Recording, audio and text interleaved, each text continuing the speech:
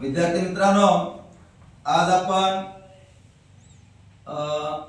चौथी कविता श्रावण मास कवी बालकवी त्यांचंच नाव त्र्यंबक बापूजी ठोंबरे, परंतु ते कविता लिहित असताना बालकवी या नावानं कविता लिहितात।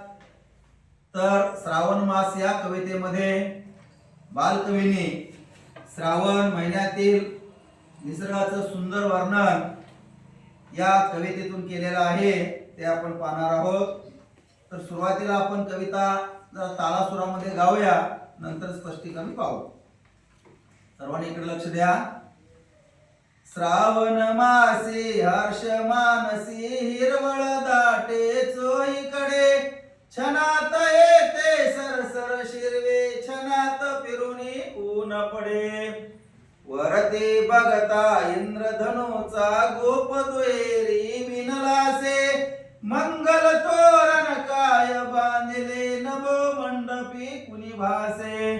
झालासा सूर्यास्त वाटतो सांज आहा तो उघडे, तर शिखरावर उंच घरावर पिवळे पिवळे ऊन पडे। उठते वरते जलदावरती अनंत संध्या राग पहा, सर्व नभावर होई रे किले सुंदरतेचे रूप महा।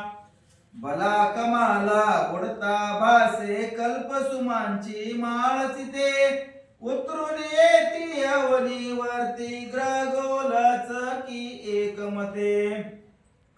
फडफड करुणी भिजले आपले पंख पाकरे सावरती, सुंदर हरणी व्याकुरणी निज बाळास बागडते।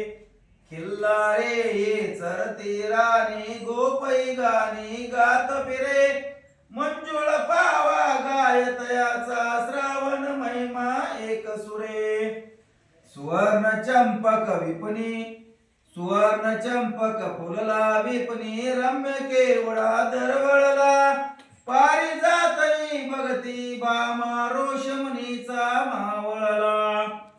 सुंदर परडे घेऊन हाती परोपकंठी शुद्धमती, सुंदर बाला या फुलमाला रम्य फुले पत्रे कुडते। देवदर्शना निघते ललना हर्ष माईना हृदयात, वदनी त्यांच्या वाचून घ्यावे श्रावण महिन्याचे गीत, श्रावण महिन्याचे गीत।